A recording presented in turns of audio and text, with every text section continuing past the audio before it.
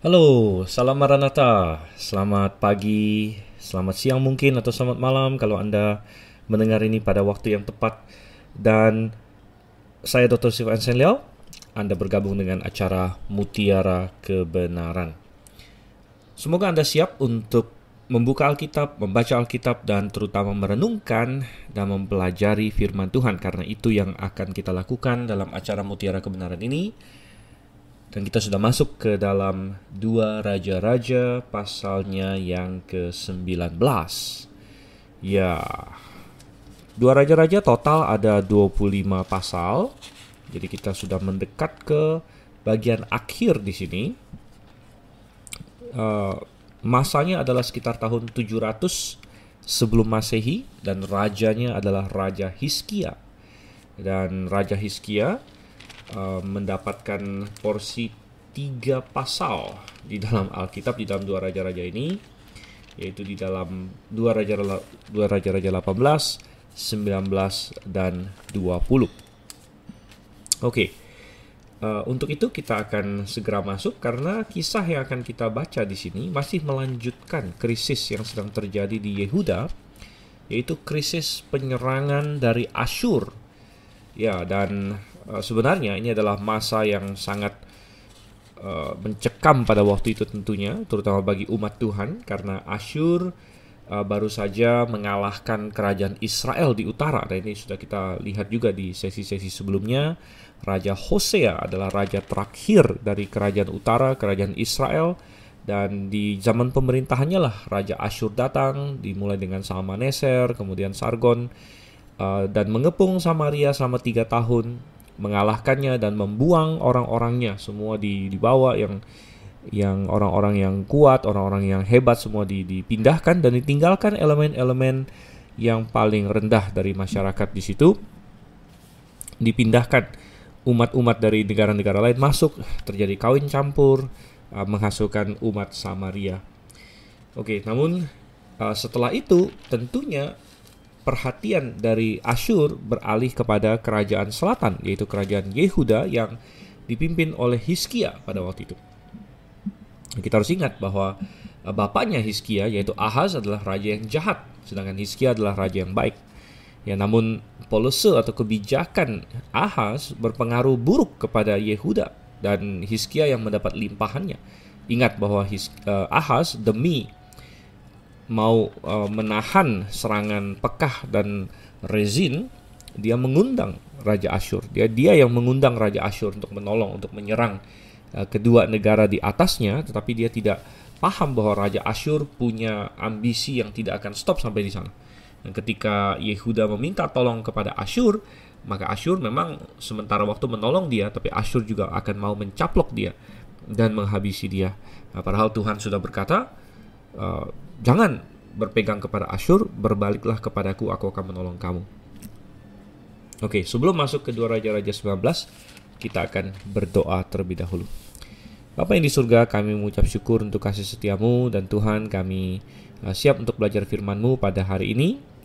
Sertai kami, terangi hati dan pikiran kami, sehingga kami memahaminya dengan sebaik-baiknya. Kami berdoa Tuhan dalam nama Yesus Kristus. Amin. Oke. Coba kita lihat di sini ayat yang pertama dari 2 Raja-Raja 19. Segera sesudah Raja Hizkia mendengar itu, dikoyakkannyalah lah pakaiannya dan diselubunginya lah badannya dengan kain kabung, lalu masuklah ia ke rumah Tuhan. Ya, tentu kita harus paham apa yang terjadi di pasal 18, dan kalau Anda ketinggalan, Anda bisa cek rekaman, Anda dengarkan lagi sesi 2 Raja-Raja 18. Nah, kalau Anda baru dengan Mutiara Kebenaran, ketahuilah bahwa semua rekaman Mutiara Kebenaran ini disediakan oleh Gereja Baptis Independen Alkitabiah Grave, di mana saya, Dr. Sivan Senliao, adalah hamba Tuhan, gembala di sana. Dan Anda bisa mendapatkannya. Anda bisa mendapatkannya lewat YouTube, lewat podcast, atau Anda ingin datang dan ambil filenya, Anda diundang untuk melakukan itu, silakan kunjungi kami. Kami ada di Sunter di Jakarta di sini. Dan Anda bisa mendapatkan ya sesi-sesi sebelumnya, dan kadang-kadang semua sesi itu penting, akhirnya kita bisa sampai kepada konteks sesi yang saat ini. Dan apa yang didengar oleh Hizkia, saudara kasih Tuhan? Karena dikatakan di sini segera sesudah Raja Hizkia mendengar itu, yaitu mendengar segala tantangan, segala ejekan dan segala ancaman yang dilancarkan oleh juru minuman agung dari Asyur. Dan juru minuman ini yang dalam bahasa aslinya adalah Rabshakeh. Nah, dulu ada orang berpikir Rabshakeh itu nama orangnya, tapi sebenarnya akhirnya kita pahami sebagai nama titel dia, gitu ya. Semacam pemimpin lah, yang disebut juru minuman agung di sini. Dan juru minuman agung telah mengancam Hizkia. Dia bilang bahwa apa yang bisa kalian andalkan? Kalian tidak bisa mengandalkan Mesir, kalian tidak bisa mengandalkan Tuhan, katanya, gitu ya. Kalian tidak bisa mengandalkan militer kalian sendiri. Bahkan betapa terpuruknya kalau kalian bisa kasih pengendara kuda, aku bisa kasih kalian 2000 ekor kuda. Ini semacam ejekan yang benar-benar mendalam gitu ya. Wah, sakitnya di sini, kata orang. Bahwa kalian ini begitu lemah dibandingkan dengan kekuatan militer Asyur, dan mungkin itu benar, saudara Tuhan. Namun yang paling menohok tentu adalah bagaimana si Rabshakeh ini atau juru minuman agung dan kepala-kepala pasukan dari Asyur, dari Sanherib, mereka mengejek Tuhan. Mereka berkata, apakah kalian percaya kepada Jehovah? Ya, bukankah kami telah mengalahkan semua bangsa-bangsa dan masing-masing dengan ilah-ilah mereka sendiri, dan tidak ada satu ilah pun, satu Allah pun, satu dewa pun yang mampu melepaskan dari tangan Asyur, katanya di sini. Jadi kenapa kalian mau berpikir bahwa kalian akan berbeda? Dan tentunya ini adalah serangan yang sangat menusuk ya, karena langsung kepada inti dari imannya Hizkia. Dan mungkin Hizkia juga bisa melihat bahwa secara permukaan apa yang dikatakan oleh Raja Asyur itu benar, bahwa semua bangsa-bangsa lain sudah dikalahkan, masing-masing dengan dewa-dewi mereka dikalahkan semua. Bahkan kerajaan utara Israel yang mestinya juga mengandalkan Tuhan, mengandalkan Jehovah, juga sudah dikalahkan. Nah tentu kalau kita hari ini melihatnya, kita paham bahwa kerajaan utara sudah jauh menyimpang. Mereka sudah meninggalkan Tuhan. Mereka menyembah Tuhan pun dengan palsu, dengan cara yang Tuhan benci, yaitu melalui anak lembu emas. Dan oleh karena itu Tuhan meninggalkan mereka, dan Tuhan menyerahkan mereka ke tangan Asyur. Tetapi tentu kita melihatnya ini dari kejauhan, dan dengan Alkitab yang sudah lengkap, ya, dengan kitab yang sudah selesai ditulis, 2 raja-raja dan Tawarik dan sebagainya. Hizkia belum ada semua itu pada waktu itu. Dia harus memahaminya melalui nabi-nabi yang ada sekitar dia. Kita hari ini melihatnya dari kejauhan. Jadi biasanya orang yang melihat dari kejauhan sesudah peristiwa lebih clear, lebih jelas. Nah, Hizkia harus menyaring semua informasi ini, bahwa benar nih, semua bangsa lain dewa-dewinya sudah dikalahkan. Israel pun yang mestinya beribadah kepada Tuhan pun sudah dikalahkan. Ya, walaupun tentu dia paham mestinya melalui nabi-nabi bahwa Israel sudah jauh meninggalkan Tuhan yang sejati, gitu ya. Namun dia bisa melihat juga bahwa kerajaan Asyur sudah menyerang Yehuda dan sudah mengalahkan begitu banyak kota, termasuk salah satunya kota Lakis ini yang sudah kita bahas di pasal 18, bahwa mereka maju dan menyerang dan mengalahkan kota-kota Yehuda. Jadi Yehuda pun sudah boleh dibilang hampir total dikalahkan, cuma tinggal Yerusalem saja. Dan hal seperti ini yang kita hari ini melihatnya secara teoritis, kita melihatnya secara dari kejauhan tadi saya katakan, tetapi Hizkia yang mengalaminya, Hizkia yang terancam ya, nyawa dia secara literal terancam. Bukan hanya nyawa dia, tapi nyawa keluarga dia dan nyawa kerajaan dia, semuanya terancam oleh bully yang sangat besar ini, oleh suatu ancaman eksistensial, yaitu Asyur di sini. Dan kita bilang oleh karena itu, maka kita baca tadi di 2 Raja-Raja 19, Hizkia setelah mendengar itu dikoyakkannya lah pakaiannya, diselubunginya lah badannya dengan kain kabung. Saudara-saudara Tuhan, mengoyakkan pakaian dan mengenakan kain kabung adalah suatu ekspresi pada zaman itu untuk menyatakan duka cita yang mendalam. Biasanya ini dilakukan pada saat ada keluarga yang dekat yang meninggal. Namun pada posisi ini juga pantas untuk dilakukan untuk ini semacam suatu spontanitas dari Hizkia ya, untuk memperlihatkan betapa dalamnya masalah yang dia hadapi ya, betapa sedihnya kondisi mereka di sini.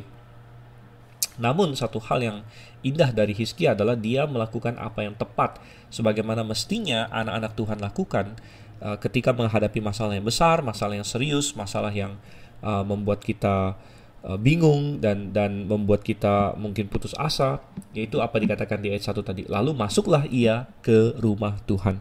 Nah, masuk ke rumah Tuhan di sini tentu bukan maksudnya dia masuk ke bait suci intinya yang hanya boleh dimasuki oleh para imam.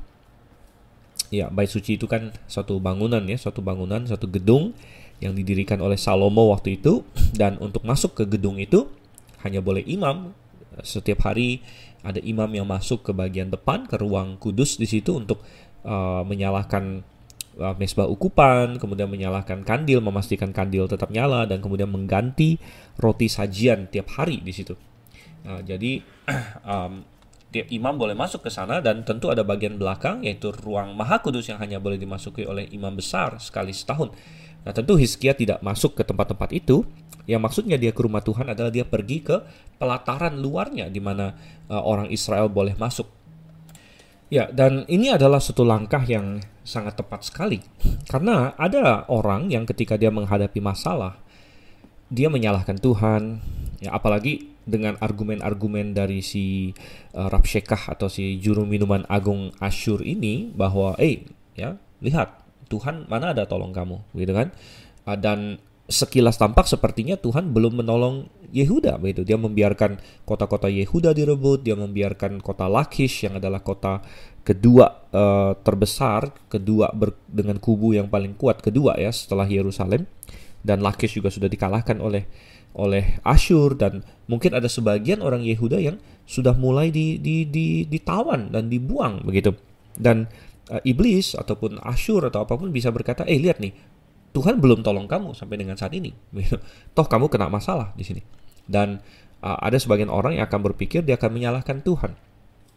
Namun sebenarnya justru di dalam masa-masa kita yang paling sulit adalah tidak ada waktu yang lebih tepat lagi untuk berpaling kepada Tuhan, untuk berserah kepada Tuhan, untuk tidak mengandalkan hal-hal lain lagi, saudara Tuhan. Nah, mungkin sebelum ini Yehuda, ya kalau bukan Hizkia secara pribadi, minimal mungkin pembesar-pembesarnya, mungkin rakyatnya masih banyak yang berharap kepada Mesir, berharap bahwa tentara mereka bisa mengalahkan Asyur atau lain-lain sebagainya. Dan semua peristiwa ini, kekalahan Lakish, kemudian Mesir juga akhirnya terbukti tidak berdaya belakangan, semua itu entah akan membuat kita bergantung sepenuhnya kepada Tuhan, atau sebaliknya akan membuat kita meninggalkan Tuhan dan membenci Tuhan begitu. Nah, sayangnya ada sebagian orang yang memilih opsi untuk meninggalkan Tuhan dan membenci Tuhan. Namun tidak demikian dengan Hizkia. Dan ini luar biasa, dia masuk ke rumah Tuhan. Di situ tentu dia berdoa kepada Tuhan, sebagaimana Salomo katakan ketika dia mendirikan bait suci, bahwa kalau umatmu datang dan berdoa kepadamu di tempat ini, kiranya engkau mendengarkan gitu. Oke, kita lihat ayat yang kedua sekarang. Disuruhnyalah juga Eliakim kepala istana, Sebna panitera negara, dan yang tua-tua di antara para imam dengan berselubungkan kain kabung kepada Nabi Yesaya bin Amos. Berkatalah mereka kepadanya, beginilah kata Hizkia, hari ini hari kesesakan, hari hukuman dan penistaan. Sebab sudah datang waktunya untuk melahirkan anak, tetapi tidak ada kekuatan untuk melahirkannya. Mungkin Tuhan Allahmu sudah mendengar segala perkataan juru minuman agung yang telah diutus oleh Raja Asyur tuannya untuk mencela Allah yang hidup, ya, sehingga Tuhan Allahmu mau memberi hukuman karena perkataan-perkataan yang telah didengarnya. Maka baiklah engkau menaikkan doa untuk sisa yang masih tinggal ini. Oke. Selain Hizkia masuk ke rumah Tuhan untuk berdoa, dia mengirim utusan-utusan. Ya, ada disebut sini Eliakim, Sebna, ini orang-orang sama yang langsung mendengarkan tantangan, ancaman, dan ejekan dari si juru minuman dan utusan-utusan Raja Asyur lainnya. Mereka yang mendengarkan langsung, dan mereka semua juga berselubungkan kain kabung, dan mereka diutus kepada Yesaya bin Amos, Tuhan. Nah, Yesaya adalah nabi yang bertugas untuk yang Tuhan utus pada masa itu, dan dia adalah seorang yang dekat dengan raja. Dia dekat dengan Hizkia, dia adalah boleh dibilang penasihat rohaninya Hizkia, dan Hizkia sangat membutuhkan kekuatan dari Tuhan, dan dia masuk ke rumah Tuhan untuk berdoa, dia bicara kepada Tuhan, dan dia perlu mendengar apa yang Tuhan mau katakan kepadanya. Oleh karena itu dia datang kepada Nabi Yesaya, saudara Tuhan. Dan kita juga harusnya demikian ya. Kalau kita ada masalah, ada dua hal yang harus kita lakukan. Satu, kita bicara kepada Tuhan, kita berdoa. Kemudian kita membaca firman Tuhan. Kita justru harus makin berada di dalam firman Tuhan ya. Karena kalau di zaman itu Tuhan menaruh firman-Nya kepada nabi-nabi, maka pada hari ini Tuhan menaruh firman-Nya di dalam Alkitab. Dan karena kenapa? Karena prinsip-prinsip firman Tuhan sudah ada di dalam Alkitab. Dan kita sudah punya lengkap di sini. Saya tadi ada singgung bahwa zaman Hizkia justru dia tidak punya banyak hal yang kita punya. Ada banyak kitab di zaman Hizkia yang belum ditulis. Tapi kita sudah punya firman Tuhan yang lengkap, yang sempurna. Jadi selain kita berdoa kepada Tuhan, kita perlu membaca firman-Nya di sini ya. Dan apa yang dipesankan Hizkia untuk disampaikan kepada Yesaya di sini? Pertama, dia menggambarkan situasi mereka. Hari ini hari kesesakan ya, hari hukuman dan penistaan katanya. Bahkan dia menggunakan suatu ilustrasi yang sangat mengena di sini. Dikatakan sebab sudah datang waktunya untuk melahirkan anak, tapi tidak ada kekuatan untuk melahirkannya. Jadi ini suatu gambaran yang sering ya, di mana masalah-masalah itu sering digambarkan seperti perempuan yang kena sakit bersalin ya. Nah, karena sakit bersalin tentu sebagaimana kita tahu sejak Adam dan Hawa jatuh ke dalam dosa, salah satu hal yang menjadi kesulitan bagi manusia, terutama kaum perempuan, adalah sakit bersalin. Pada saat kamu melahirkan, kesakitanmu akan kubuat besar, kata Tuhan. Jadi sakit bersalin di sini, dan gambarannya adalah seperti seorang wanita yang mungkin dia sudah bergumul sekian hari dengan kesakitan, dan dia sudah kecapean, dan dia sudah kehilangan energi, tenaga, segala macam. Dan sekarang bayinya sudah mau lahir, tapi dia tidak punya kekuatan lagi untuk mendorong, tidak punya power sama sekali. Dan resikonya apa? Oh, resikonya besar. Resikonya adalah keduanya akan meninggal ya kalau tidak dilahirkan. Dan mungkin ibunya bisa kehilangan tenaga lebih, atau bahkan kehilangan darah kalau misalnya ada perdarahan. Maka resikonya adalah anaknya bisa mati, ibunya bisa mati. Wow, ini tentu ya. Saya sendiri sebelum menjadi gembala sidang, saya dulu kuliah kedokteran tentunya sebagai dokter umum, dan saya sudah menyaksikan ya banyak kelahiran-kelahiran, dan memang ada pergumulan di situ, ada pergumulan. Dan ibu-ibu yang melahirkan ya, mereka perlu mengerahkan energi pada saat-saat terakhir untuk mendorong anaknya keluar begitu. Dan kalau ibu yang kecapean, wah ini berat, saudara yang kasih Tuhan. Nah, puji syukur di zaman modern sekarang ada operasi ya, sehingga banyak perempuan yang saya sudah melihat banyak yang tadinya mau normal segala macam, lahirnya akhirnya tengah jalan dia yang menyerah begitu. Ya udah sesar ya, dia menyerah. Nah, tentu semua itu ya kita lihat di sini suatu ilustrasi yang sangat ini. Jadi seorang wanita yang mau melahirkan tapi tidak ada kekuatan lagi, ini menggambarkan kondisi yang mengenaskan, yang berbahaya, yang sangat memalukan juga di sini. Nah, kita melihat di sini ayat yang keempat ya, mungkin Tuhan Allahmu sudah mendengar segala perkataan. Menarik bahwa Hizkia berkata Tuhan Allahmu di sini. Nah, bukan berarti bahwa Hizkia tidak mengakui Tuhan sebagai Allah dia. Saya yakin Hizkia mengakuinya. Kita ada membaca bahwa Hizkia adalah orang yang sangat giat bagi Tuhan. Dia menghapus penyembahan berhala. Dia tentu ya Tuhan adalah Tuhan dia. Tapi dalam kata-kata kepada Yesaya di sini dia menyebut Tuhan Allahmu. Ya, mungkin dalam pemikiran si Hizkia adalah bahwa Yesaya adalah nabi Tuhan, begitu, nabi Tuhan. Jadi lebih dekat lagi kepada Tuhan, itu lebih dekat lagi kepada Tuhan, sehingga bisa menyampaikan kepada Tuhan lebih dekat lagi, begitu. Dan Tuhan ya sudah mendengar segala perkataan si juru minuman ini untuk mencela Allah yang hidup. Jadi satu hal yang indah adalah bahwa Hizkia tidak kehilangan imannya. Dia mungkin tergoncang, dia mungkin merasa terancam, dia mungkin merasa dalam mara bahaya, tapi dia tidak pernah kehilangan imannya. Dia berkata bahwa dia menegaskan di sini bahwa Yehova adalah Allah yang hidup. Nah, ini akan kontras dengan semua ilah-ilah palsu yang adalah benda-benda mati begitu. Nah, ini Allah yang hidup dan dia tahu bahwa Tuhan mampu untuk melepaskan, dan hanya saja Tuhan mau bertindak atau tidak bertindak begitu. Dan saya sudah sempat singgung ya di sesi yang lalu bahwa ketika ya tentara Asyur dan anak buahnya dan Rabshakeh juru minuman agung mulai mengejek Tuhan, nah di sini sebenarnya mereka sudah memastikan kekalahan mereka begitu. Ya karena ya Anda boleh mengejek Hizkia, tapi mengejek Tuhan ya berarti Anda mendeklarasikan perang terhadap Tuhan di sini. Oke. Dan dikatakan di sini Hizkia kembali berkata, baiklah engkau menaikkan doa untuk sisa yang masih tinggal ini ya, satu remnant.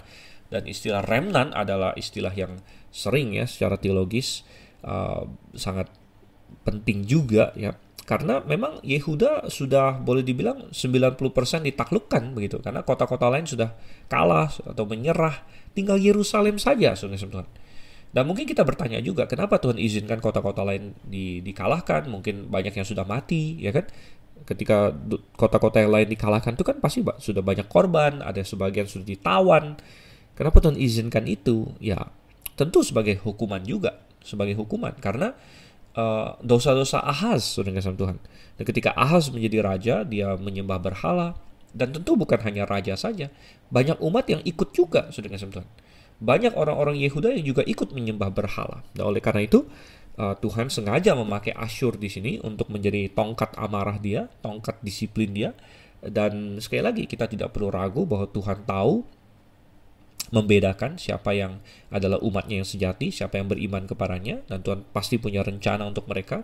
Tuhan punya cara untuk menolong mereka di dalam segala kesusahan pun, ya. Dan orang-orang yang memang menjadi sasaran disiplin Tuhan begitu, yang oleh karena itu Tuhan mengizinkan Asyur untuk memporak-porandakan semua kota-kota yang lain ya. Namun Tuhan menjaga Yerusalem di sini, belum jatuh ke tangannya si Asyur ya. Dan Hizkia berpikir ini kita tinggal suatu sisa gitu, suatu remnant ya, remnant yang masih beriman pada Tuhan dan yang masih bertahan gitu. Naikkanlah doa bagi remnant di sini. Oke, kita baca ayat yang kelima. Ketika pegawai-pegawai Raja Hizkia sampai kepada Yesaya, berkatalah Yesaya kepada mereka, beginilah kamu katakan kepada tuanmu, beginilah firman Tuhan, janganlah engkau takut terhadap perkataan yang kau dengar, yang telah diucapkan oleh budak-budak Raja Asyur untuk menghujat aku. Sesungguhnya aku akan menyuruh suatu roh masuk di dalamnya, sehingga ia mendengar suatu kabar dan pulang ke negerinya. Aku akan membuat dia mati rebah oleh pedang di negerinya sendiri. Oke, nah saudara Tuhan, jawaban dari Hizkia pendek namun tegas di sini. Dan jawaban Yesaya di sini ya, jawaban Yesaya tegas, dan Yesaya berfungsi sebagai penyambung lidah Tuhan di sini. Jadi Yesaya paham bahwa dia sedang menyampaikan firman Tuhan, sehingga dia berbicara dari sudut pandang Tuhan begitu. Dan dia memberikan perintah kepada utusan Hizkia, termasuk Hizkia juga, karena dia sedang berposisi sebagai wakil Tuhan untuk menyampaikan firman Tuhan ya. Dan apa perintah Tuhan kepada Hizkia? Ada perintah, janganlah engkau takut.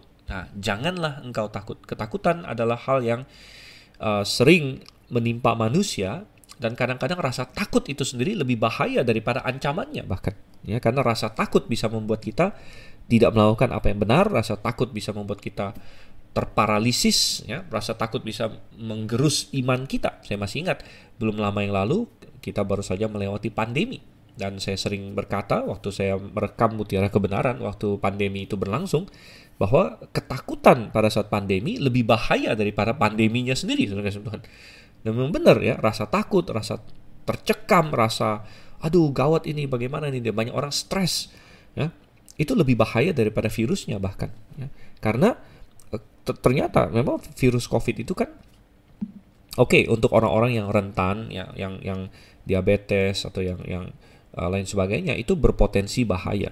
Itu pun berpotensi ya, karena Tidak juga semuanya bahaya. Saya masih ingat ayah saya sendiri ada diabetes, waktu kena COVID ternyata ringan ya, puji Tuhan, tentunya itu adalah pertolongan Tuhan dan berkat doa-doa umat Tuhan ya. Tapi artinya ya bagi kebanyakan orang virus COVID ya tentu mendatangkan penderitaan ya, tentu tidak enak ya, ada batuk, ada pilek ya, mungkin sebagian orang panas yang lumayan tinggi, ada yang sakit-sakit di tubuhnya dan lain sebagainya. Saya tidak berkata itu suatu hal yang nyaman, saudara kasih Tuhan, dan saya juga tidak menghilangkan bahwa ada orang-orang yang menderita lumayan berat ya, sampai masuk ICU, ada juga yang meninggal, saudara kasih Tuhan, karena COVID dan lain sebagainya.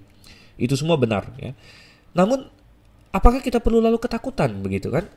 Tidak, kita justru rasa takut itu yang akhirnya bikin orang stres dan yang bikin depresi ya, dan yang akhirnya kalau kena COVID tambah parah, saudara kasih Tuhan.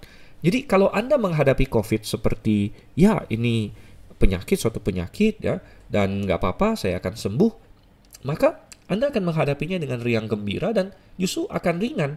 Tetapi kalau Anda menghadapi COVID, kalau Anda kena COVID seperti Anda merasa wah kayak sudah kena apa begitu ya, dan rasa takut itu, kecemasan itu yang jauh lebih berbahaya daripada virusnya di sini. Oke, kita kembali lagi ke 2 Raja-Raja 19. Oleh karena itu Tuhan bilang sama Hizkia, jangan takut ya, jangan takut ya. Kalau kalian takut, kalau Yehuda takut, kalau Hizkia ketakutan, dia cemas, bisa menggerus iman mereka, bisa membuat mereka tidak mampu melakukan apa yang benar yang harusnya mereka lakukan, dan menghilangkan sukacita dari mereka gitu. Padahal Tuhan telah menganugerahkan sukacita kepada umatnya ya, bahwa hey, saya di pihak Tuhan ya, Tuhan ada di pihak saya harusnya orang yang paling bersukacita. Dan demikian harusnya orang-orang Kristen hari ini. Dan saya tahu bahwa masalah kehidupan itu datang, saudara Tuhan. Saya tidak menghilangkan itu ya. Seperti Asyur datang ya, seperti pasukan-pasukan Asyur dengan segala kebengisannya datang ke Yehuda. Demikian juga masalah-masalah bisa datang menyerang ke dalam hidup kita. Itu tidak terpungkiri, saudara Tuhan.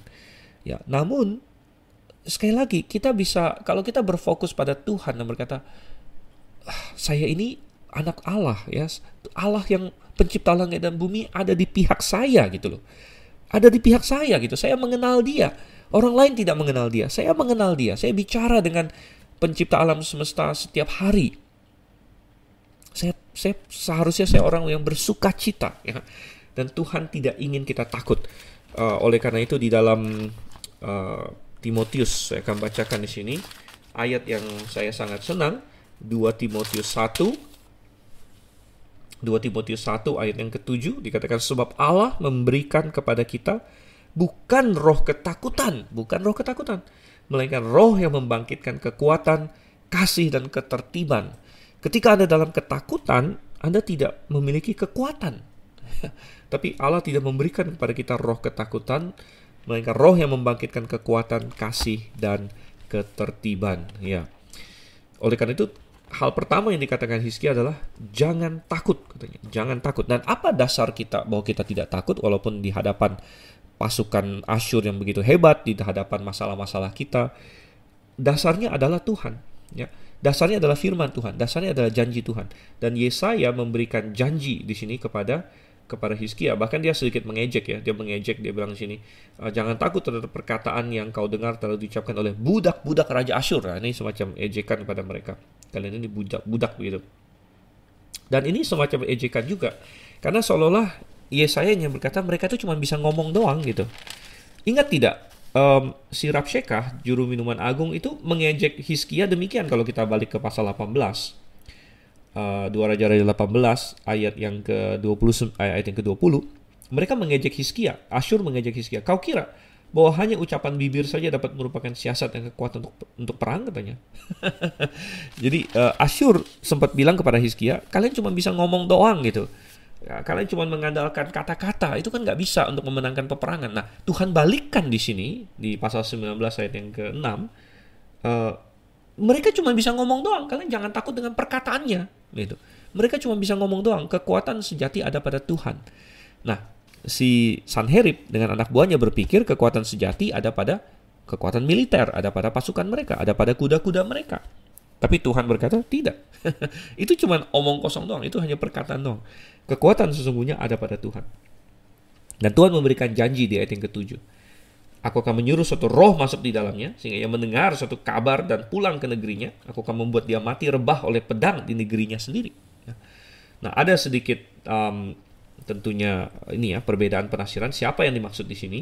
Ada dua kemungkinan, apakah yang dimaksud si juru minuman itu, atau yang dimaksud adalah raja Asyurnya, yaitu Sanheribnya. Ya, dan saya berpikir bisa jadi dua-duanya, tapi mungkin lebih tepat yang dimaksud adalah Sanherib, bahwa ini adalah suatu nubuat bahwa Sanherib akan balik ke negerinya dan akan mati oleh pedang di negerinya sendiri.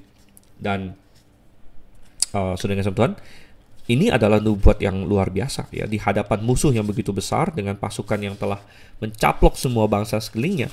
Yesaya boleh dibilang semacam mempertaruhkan reputasi dia sebagai nabi Tuhan bahwa ini akan terjadi ya. Dan ini bukan main-main. Oleh karena itu Tuhan pernah bilang, kalau seorang nabi berkata sesuatu lalu tidak jadi, dia harus dihukum mati, dia harus dilempar batu bahkan. Karena apakah Hizkia mau percaya kepada Yesaya atau tidak, tergantung Yesaya ini nabi Tuhan atau tidak, ya kan? Bukan hanya masalah itu, nasib satu bangsa ada pada perkataan Yesaya. Kalau Yesaya sampai salah, seluruh Yehuda bisa hancur, Yerusalem bisa dihancurkan, ya, dan sebaiknya mereka berdamai, menyerah kepada Asyur. Tapi Yesaya adalah nabi Tuhan. Jadi apa yang dia katakan di sini bisa dipercaya, bisa dipegang. Oke, kita lanjut lagi di ayat yang ke-8. Ketika juru minuman agung pulang, didapatinya lah Raja Asyur berperang melawan Libna, sebab sudah didengarnya bahwa raja telah berangkat dari Lakish. Dalam pada itu, raja mendengar tentang Tirhaka, raja Ethiopia, berita yang demikian. Sesungguhnya ia telah keluar berperang melawan engkau. Maka disuruhnyalah kembali utusan-utusan kepada Hizkia dengan pesan, beginilah harus kamu katakan kepada Hizkia, Raja Yehuda, janganlah Allahmu yang kau percayai itu memperdayakan kau dengan menjanjikan, Yerusalem tidak akan diserahkan ke tangan Raja Asyur. Sesungguhnya engkau ini telah mendengar tentang yang dilakukan Raja-Raja Asyur kepada segala negeri, yakni bahwa mereka telah menumpasnya. Masakan engkau ini akan dilepaskan?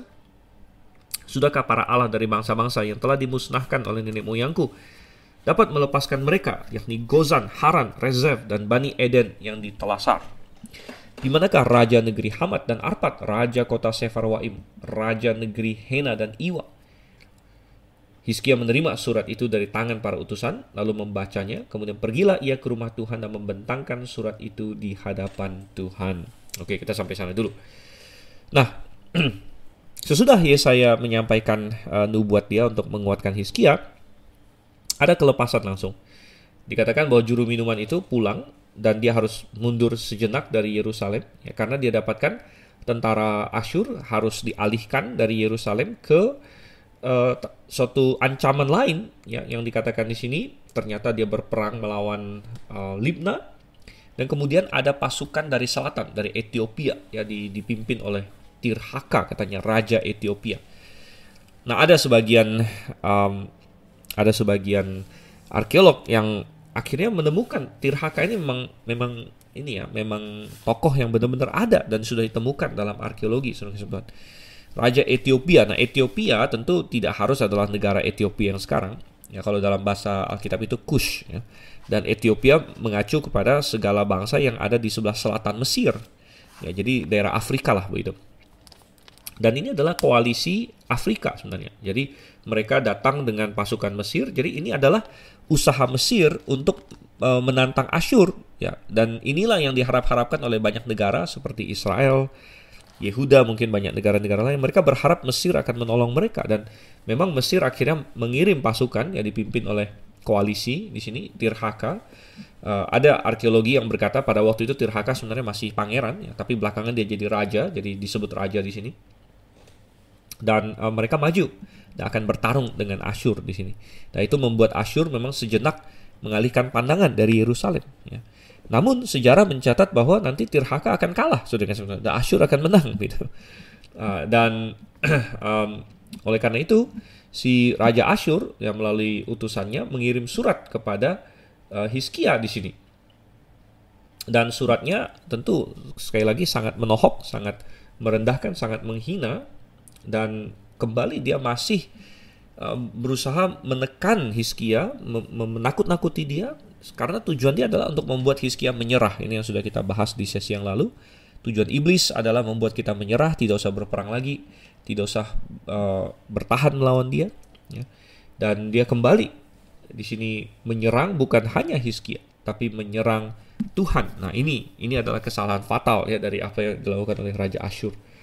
Karena mereka bilang begini, hey Hizkia, kamu tidak dengar apa yang dilakukan Raja-Raja Asyur kepada semua negara yang lain? Dan bagaimana Allah-Allah semua bangsa itu tidak bisa melepaskan mereka. Dan ini benar, saudara-saudara. Ini benar. Ya, apa yang dikatakan oleh Asyur ini benar. Ya, Gozan, Haran, Rezef, ya, semuanya sudah dikalahkan. Ilah-ilah mereka dihancurkan. Tidak ada yang bisa melepaskan mereka.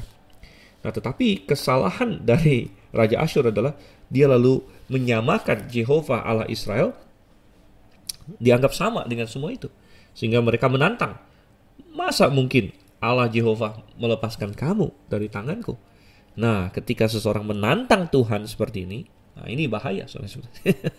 Sekali lagi, kalau kita awas secara teologis, kalau kita secara rohani melihatnya, kita justru akan ketika seorang Asyur atau seorang Sanherib atau seorang Rabsakeh di sini dia menantang Tuhan seperti ini, kita justru bersukacita bahwa ya, sekarang ini dia bukan lagi melawan saya, tapi dia melawan Tuhan. Saya masih ingat waktu ini ya, waktu Jepang membom Pearl Harbor dalam Perang Dunia Kedua, gitu ya. Dan ketika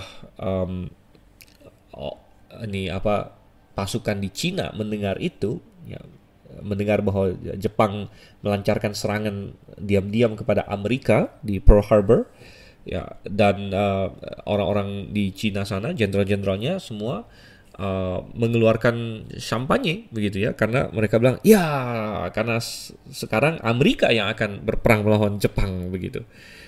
Ini ya tentu lebih hebat lagi kalau Tuhan yang berperang begitu kan. Dan saya masih ingat bahwa ada kisah ketika kapal Titanic mau diluncurkan, ada orang yang dengan sombong berkata, Tuhan pun tidak akan bisa menenggelamkan kapal ini. Sesungguh kata-kata yang menantang dan kata-kata yang mungkin itulah sebabnya Tuhan akhirnya menenggelamkan Titanic, saudara-saudara Tuhan. Karena kesombongan manusia. Ya. Dan ya kesombongan Raja Sanherib di sini dan anak buahnya ya dengan surat itu. Nah tentu surat ini adalah surat yang sangat-sangat berat pada waktu itu diterima oleh Hizkia, sehingga apa yang dilakukan? Sekali lagi kita melihat bagusnya Hizkia adalah dia membawa surat itu, dia pergi ke rumah Tuhan membentangkan surat itu di hadapan Tuhan. Sekali lagi jelas bukan masuk ke ruang kudus ya, dia ada di luar, di pelataran, dia membentangkannya, dia berdoa kepada Tuhan, dia seolah-olah ingin menunjukkan surat itu kepada Tuhan, begitu. Oke, kita baca terus ayat yang ke-15 di sini. Hizkia berdoa di hadapan Tuhan dengan berkata, "Ya Tuhan Allah Israel yang bertahta di atas kerubim, hanya Engkau sendirilah Allah segala kerajaan di bumi. Engkaulah yang menjadikan langit dan bumi. Sendingkanlah telingamu ya Tuhan, dan dengarlah, bukalah matamu ya Tuhan, dan lihatlah. Dengarlah perkataan Sanherib yang telah dikirimnya untuk mengaibkan Allah yang hidup. Ya Tuhan, memang raja-raja Asyur telah memusnahkan bangsa-bangsa dan negeri-negeri mereka, dan menaruh para Allah mereka ke dalam api, sebab mereka bukanlah Allah, hanya buatan tangan manusia, kayu dan batu, sebab itu dapat dibinasakan orang. Maka sekarang, ya Tuhan Allah kami, selamatkanlah kiranya kami dari tangannya, supaya segala kerajaan di bumi mengetahui bahwa hanya Engkau sendirilah Allah, ya Tuhan." Oke. Dan ketika di hadapan Tuhan, Hizkia berdoa, dan doanya sungguh indah di sini ya. Doanya menunjukkan bahwa Hizkia memahami Tuhan, mengenal Tuhan yang benar. Dia menyebut Yehova, ya Yehova Allah Israel. Jadi ketika ada ancaman terhadap Israel, kami ini umatmu, begitu. Ya. Jadi dia tahu posisi dia, posisi Tuhan adalah pencipta, posisi dia adalah umatnya. Ya. Dan kalau Anda berdoa kepada Tuhan, apakah Anda tahu posisi Anda? Apakah Anda anaknya? Apakah Anda orang yang sudah diperdamaikan dengan Allah melalui pengorbanan Yesus Kristus yang telah engkau terima dengan iman, gitu kan? Maka Anda bisa berdoa seperti itu. Kemudian Hizkia berkata bahwa Allah bertahta di atas kerubim. Gambarannya adalah bahwa Allah begitu tinggi, begitu mulia, ya. Dan hanya Engkaulah Allah segala kerajaan di bumi. Hizkia bukanlah seorang politeis. Dia menyadari bahwa Allah-Allah lain eksis, namun itu Allah palsu. dan Allah yang sejati hanya satu. Ya, dan bahwa Allah yang satu ini sebenarnya berkuasa atas segala kerajaan di bumi.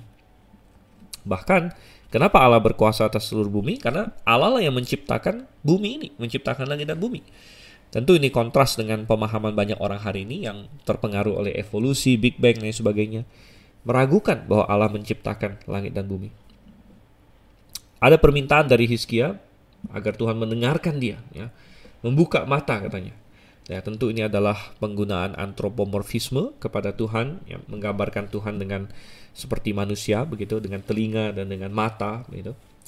Dan kembali Hizkia menekankan bahwa yang diserang oleh Sanherib bukan hanya Israel, tapi Tuhan sendiri. Ya. Jadi mendengarkan perkataan Sanherib yang untuk mengaibkan Allah yang hidup, katanya di sini. Ya, dan sekali lagi Hizkia menekankan bahwa memang benar Asyur telah mengalahkan dewa-dewi palsu semua yang lain. Ya, namun Hizkia di sini menunjukkan pemahaman teologis dia yang benar bahwa semua itu hanyalah buatan tangan manusia, dapat dibinasakan orang. Ya. Tetapi Engkau Tuhan, Kau Allah yang hidup, selamatkanlah kami, ayat 19, supaya segala kerajaan di bumi mengetahui bahwa hanya Engkau sendirilah Allah ya Tuhan. Dan Hizkia berdoa untuk kemuliaan Tuhan agar melalui pertolongan Tuhan semua bangsa yang lain tahu bahwa Tuhan adalah Allah yang sejati di sini. Oke, kita baca apa jawaban Tuhan melalui nabinya di sini ayat yang ke-20. Lalu Yesaya bin Amos menyuruh orang kepada Hizkia mengatakan, beginilah firman Tuhan Allah Israel. Apa yang telah kau doakan kepadaku mengenai Sanherib Raja Asyur telah kudengar. Inilah firman yang telah diucapkan Tuhan mengenai dia. Anak Dara, yaitu Putri Sion, telah menghina engkau, telah mengolok-olokkan engkau, dan Putri Yerusalem telah geleng-geleng kepala di belakangmu. Siapakah yang engkau cela dan engkau hujat? Terhadap siapakah engkau menyaringkan suaramu dan memandang dengan sombong terhadap yang Maha Kudus Allah Israel? Dengan perantaran utusan-utusanmu, engkau telah mencela Tuhan, dan engkau telah berkata, dengan banyaknya keretaku aku naik ke tempat-tempat tinggi di pegunungan, ke tempat yang paling jauh di gunung Libanon. Aku telah menebang pohon-pohon arasnya yang tinggi besar, pohon-pohon sanobarnya yang terpilih. Aku telah masuk ke tempat permalaman yang paling ujung, ke hutan pohon-pohonannya yang lebat. Aku ini telah menggali air dan telah minum air asing, dan aku telah mengeringkan dengan telapak kakiku segala sungai di Mesir. Bukankah telah kau dengar bahwa aku telah menentukannya dari jauh hari dan telah merancangnya pada zaman purbakala? Sekarang aku mewujudkannya, bahwa engkau membuat sunyi senyap kota-kota yang berkubu menjadi timbunan batu. Sedang penduduknya yang tak berdaya menjadi terkejut dan malu. Mereka menjadi seperti tumbuh-tumbuhan di padang, dan seperti rumput hijau, seperti rumput di atas sotoh atau gandum yang layu sebelum ia masak. Aku tahu jika engkau bangun atau duduk, jika keluar atau masuk, atau jika engkau mengamuk terhadap aku. Oleh karena engkau telah mengamuk terhadap aku dan kata-kata keangkuhanmu telah naik sampai ke telingaku, maka aku akan menaruh kelikirku pada hidungmu dan kekangku pada bibirmu, dan aku akan memulangkan kau melalui jalan dari mana engkau datang. Ya, dan ketika Hizkia berdoa, jawaban dari Tuhan segera datang, sekali lagi melalui nabinya Yesaya. Dan Tuhan bilang, aku punya pesan kepada Sanherib. Di sini, aku punya pesan kepada Sanherib. Dan isi pesannya dari ayat 21 sampai 28 di sini. Kita tidak ada bukti bahwa Sanherib pernah mendengar pesan ini, karena saya yakin Yesaya tidak punya akses langsung kepada Sanherib. Atau mungkin belakangan dia akan dengar, atau minimal ya dia akan dengar ini ketika dia di dalam neraka mungkin, saudara-saudara. Ya, tapi intinya bahwa ini adalah pesan untuk Sanherib, tapi untuk didengar oleh Hizkia. Dan dimulai dengan kata-kata bahwa anak Dara, Putri Sion mengolok-olok engkau, saudara-saudara. Putri Yerusalem menggeleng-geleng kepala. Suatu gambaran yang menarik di sini, karena kota di dalam bahasa Ibrani itu selalu gendernya feminim ya. Jadi kota Yerusalem digambarkan feminim, karena bahasa Ibrani adalah bahasa yang semua kata itu dianggap ada gendernya. Semua kata benda ada gendernya gitu. Ada ini maskulin atau feminim gitu. Dan nama-nama kota itu semua digambarkan feminim gitu, sehingga Yerusalem digambarkan seorang putri ya, putri Yerusalem, anak Dara. Dan ini juga gambaran yang menarik, karena di dalam peperangan ya, apalagi pengepungan dan sebagainya, dalam konflik lah, siapa yang biasanya paling lemah, yang paling dalam ancaman lah, ya biasanya kaum perempuan, saudara-saudara ya. Itu adalah zaman yang barbar pada masa itu ya. Sebenarnya sampai hari ini pun barbaritas tetap ada ya. Tapi di zaman-zaman yang barbar dulu ya, dalam peperangan segala macam, yang menjadi korban adalah perempuan. Ya, tidak jarang ya, tentunya ketika suatu pasukan asing mengalahkan suatu negara, maka perempuan-perempuan akan menjadi korban. Ya, mereka akan diperkosa, mereka akan dibunuh dan sebagainya. Jadi dan para laki-laki, ya, para ayah, para suami, mereka berperang untuk melindungi orang-orang yang mereka kasihi, termasuk istri mereka, anak-anak perempuan mereka. Itu adalah motivasi untuk berperang, karena mereka tahu kalau mereka kalah, nasib yang sangat buruk akan terjadi kepada keluarga mereka, terutama perempuan-perempuan mereka, begitu. Nah, dengan gambaran seperti ini, Tuhan justru menampilkan bahwa ya mungkin Asyur yang tadinya punya angan-angan, wah saya akan memasuki Yerusalem, saya akan menghancurkannya, saya akan memperkosa perempuan-perempuannya, saya akan menawan mereka, saya akan membunuh mereka, ya. Tetapi justru perempuan-perempuan ini yang dianggap lemah dan dianggap korban, begitu, Tuhan pakai sebagai gambaran orang yang menggeleng-geleng kepala bahwa Asyur kamu tidak akan berhasil. Jadi gambarannya seperti seorang perempuan yang menolak seorang bully, seorang penjahat yang mau mendekati dia, begitu. Dan di ayat 22 Tuhan menekankan sebenarnya kamu menantang siapa, dan ini adalah kesalahan mendasar dari Asyur, ya, bahwa mereka sampai menantang Tuhan. Kamu menantang Tuhan, ya. Kalau ketika kamu menantang dewa-dewi palsu, ya itu nggak apa-apa, mereka memang dewa-dewi palsu. Tapi ketika kamu menantang Tuhan, nah ini kesalahan, gitu ya. Dan Tuhan merecap di sini atau merangkumkan kesombongan Asyur, ya, bahwa mereka telah merasa sukses, ya. Mereka telah naik ke pegunungan, mereka telah melewati sungai. Artinya tidak ada dari hal-hal ini yang berhasil menahan pasukan Asyur. Ya, gunung-gunung tinggi mereka seberangi, bahkan mereka menaklukkan Lebanon dengan arasnya segala macam. Sungai Mesir tidak menjadi halangan bagi mereka, bisa mereka lalui, mereka minum airnya dan lain sebagainya, mereka keringkan Sungai Mesir. Dan ini semua kesombongan. Jadi kesuksesan yang telah dialami oleh Asyur itu membuat mereka sombong. Namun Tuhan mengingatkan bahwa sebenarnya dari ayat 25 sampai 26, segala kesuksesan Asyur itu adalah karena Tuhan. Jadi bodoh kalau kalian berpikir, hai Asyur, hai Sanherib, bahwa itu adalah karena kekuatan kalian sendiri. Dan ini adalah kecenderungan manusia. Kecenderungan manusia adalah ketika kita berhasil, ketika kita naik, kita sukses, kita menjadi kaya, kita berpikir, wah saya hebat.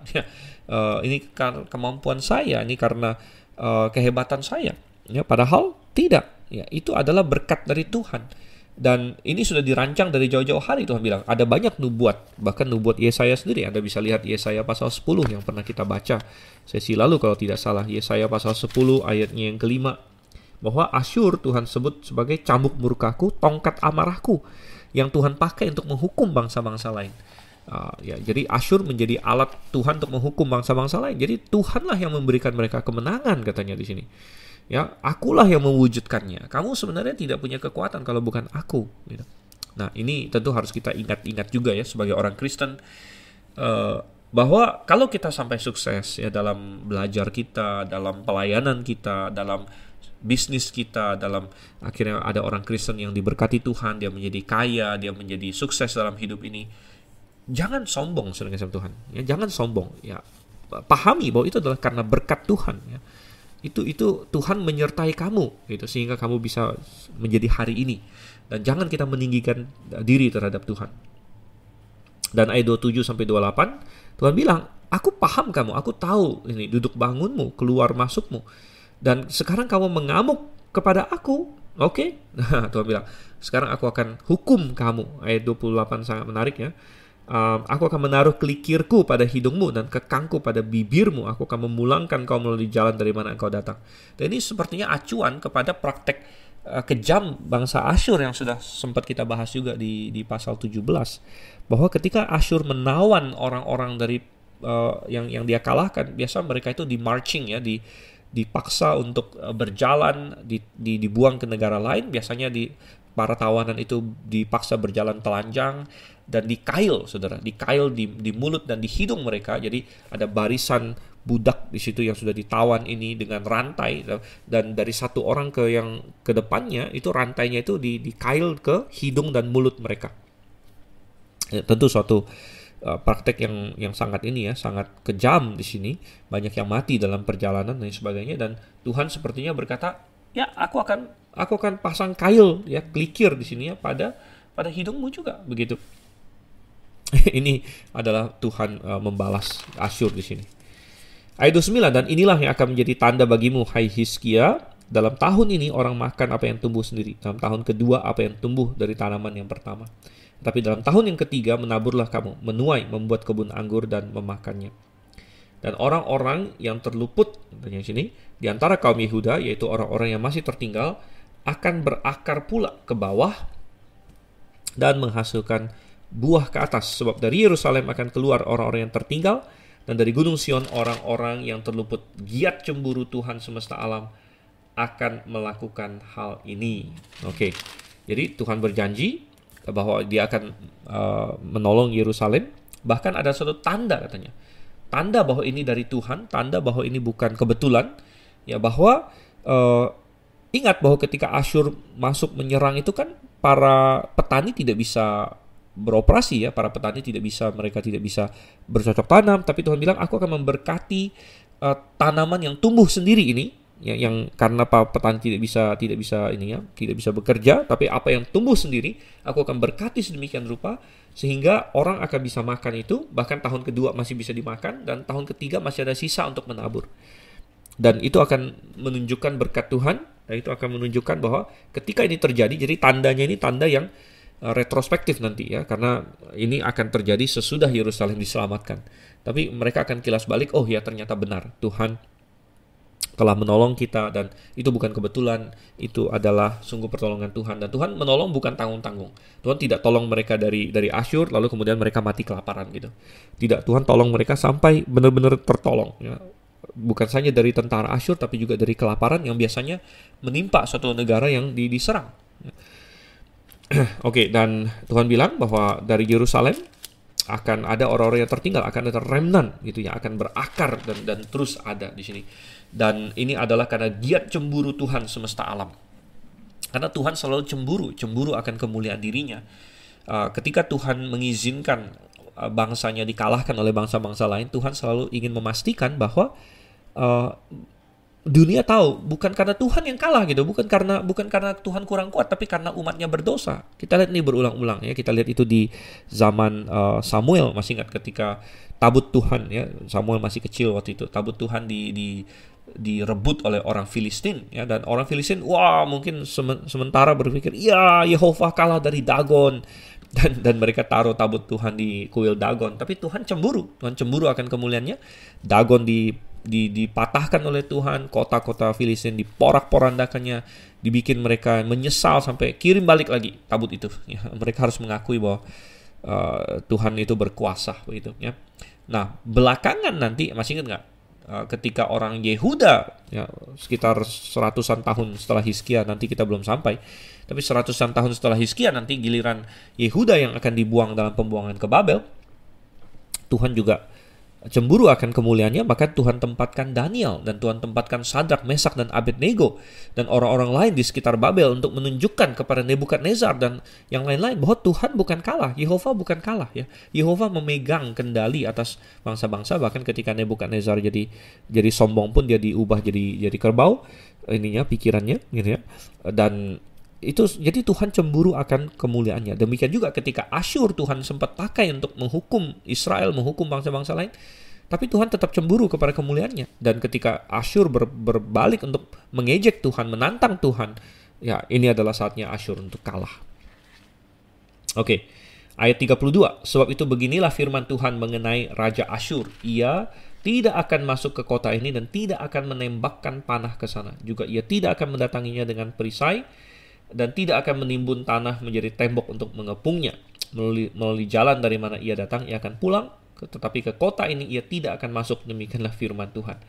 Aku akan memagari kota ini untuk menyelamatkannya oleh karena aku dan oleh karena Daud hambaku. Jadi ada suatu janji Tuhan yang luar biasa bahwa bukan saja Yerusalem akan menang, bahkan Yerusalem tidak akan dikepung gitu. Tidak akan ada satu panah pun yang sampai ke sini. Nah, ini nubuat yang juga sangat-sangat signifikan saudara kasih Tuhan, dan reputasi Yesaya juga dipertaruhkan. Sekali lagi, nabi yang sejati adalah nabi yang semua yang dia katakan terjadi begitu. Sangat mudah bagi ada tentara yang iseng gitu tembak panah satu, kan sangat mudah terjadi. Tapi itu tidak akan terjadi, Tuhan bilang. Nah, ini berbeda sekali. Hari ini banyak orang mengklaim diri nabi ya.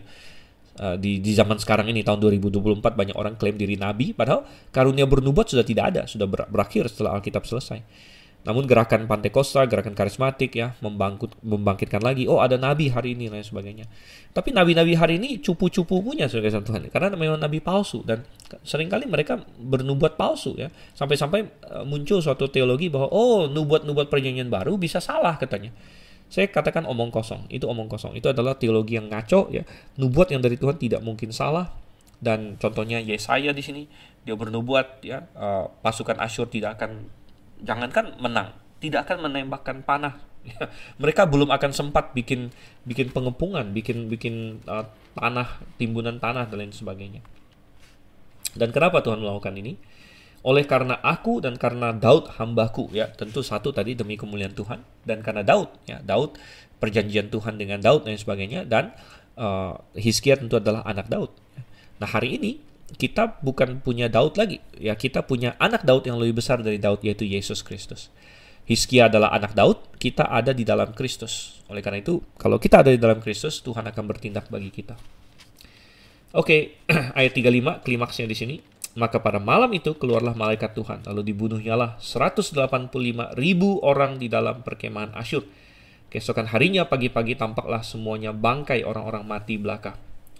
Sebab itu berangkatlah Sanherib raja Asyur dan pulang, lalu tinggallah ia di Niniwe.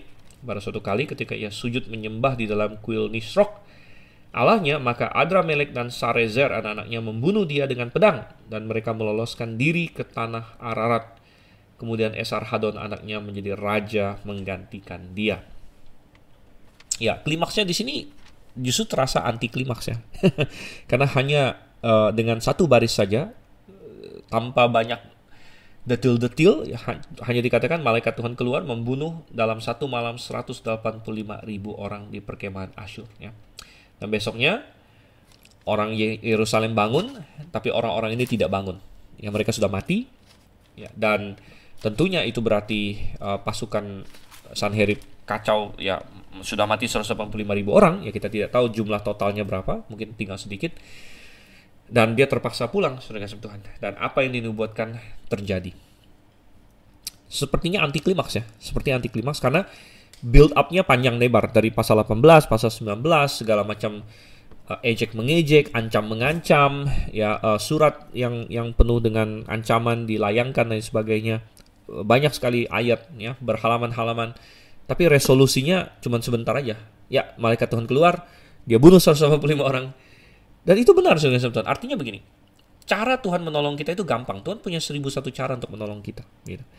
Tapi yang penting adalah prosesnya ya, yang lebih susah ya, dalam tanda kutip yang lebih susah bagi Tuhan dalam tanda kutip adalah membuat kita umatnya untuk berada kepada posisi iman yang benar gitu, posisi hati yang benar, pada sikap yang benar kepada Tuhan. Dan ketika kita sudah sampai kepada iman yang benar dan posisi hati yang benar, mudah sekali bagi Tuhan untuk bertindak gitu. Tuhan bisa pakai segala macam cara. Nah, ada yang berkata bahwa malaikat Tuhan membunuh di sini menggunakan suatu penyakit kah? Ya, itu bisa jadi ya, Tuhan bisa pakai suatu kausa, misalnya ada yang berkata muncul suatu bakteri atau mungkin kolera atau apa segala macam yang menimpa ya, karena memang di zaman itu kan higienitas masih rendah ya, dan orang ditumpuk ya, tentara itu kan kayak banyak sekali ditumpuk di suatu perkemahan, bahaya ada penyakit besar. Oleh karena itu untuk orang Israel bahkan Tuhan haruskan kalau mereka pergi berperang mereka harus bawa sekop ya untuk mengubur kotoran mereka dan sebagainya. Jadi bisa jadi Tuhan memakai suatu penyakit atau Tuhan bisa pakai cara-cara lain. Apakah 185 orang tiba-tiba sakit jantung semua? Bisa jadi ya, atau Tuhan bikin sekali lagi pakai virus kolera lah atau virus-virus lain. Bisa jadi juga saudara-saudara. Tapi intinya Tuhan gampang bagi Tuhan untuk menolong ketika kita berada pada posisi iman yang benar. Dan Sanherib pulang ya. Nah, kemudian dia mati. Ya, matinya tentu tidak segera ya. Ini sepertinya beberapa tahun kemudian, tapi dicatatkan di sini menggenapi apa yang Tuhan katakan bahwa dia akan rebah oleh pedang di negerinya sendiri. Dan Bahkan oleh anak-anaknya sendiri di sini ada suatu penghinaan yang lebih lagi yang Tuhan timpakan kepada dia, bahwa dia bukan hanya sekedar mati, tapi mati oleh anak-anaknya sendiri, yaitu Adramelek dan Sarezer. Ya. Ada suatu tradisi ya, legenda lah boleh dibilang. Ini belum tentu benar, tapi legendanya katanya adalah Sanherib, dia bingung, dia kalah, dan dia mulai berpikir kenapa orang Yahudi seperti diberkati oleh dewa mereka, oleh Tuhan mereka, gitu kan. Lalu dia pelajari sedikit dan dia baca bahwa leluhurnya orang Yahudi, Abraham, pernah mempersembahkan anaknya Ishak kepada Tuhan, gitu. Dan Sanherib berpikir, oh ini caranya. Jadi dia berencana untuk mempersembahkan anaknya kepada dewanya, gitu. Dan rupanya dua anaknya ini mendengar apa yang dia rencanakan, lalu membunuh dia terlebih dahulu. Nah, tentu ini legenda ya, kita tidak tahu benar atau tidak. Tapi intinya dia mati sesuai yang Tuhan katakan. Dan akhirnya Esarhadon menjadi raja menggantikan dia. Sungguh suatu penyelamatan yang luar biasa dari Tuhan. Sungguh kekuatan bagi kita. Ya, kalau Anda menghadapi masalah sudah kasih Tuhan, bawa kepada Tuhan. Ya, saya sendiri pernah mengalami ada surat yang mengancam, baik pribadi, baik pekerjaan Tuhan, gereja. Ya, saya tahu ada GBA, GBIA di berbagai daerah yang menerima surat-surat yang mengancam juga. Ya, dan bawa kepada Tuhan. Seperti Hizkia bawa kepada Tuhan. Asal kita ada dalam posisi iman yang benar, kita berseru pada Tuhan, Tuhan akan bertindak. Baik, sampai sini dulu. Saya undur diri, saya Dr. Stephen Liao. Sampai ketemu terus dalam firman Tuhan, terus melakukan kehendak Tuhan. Maranatha.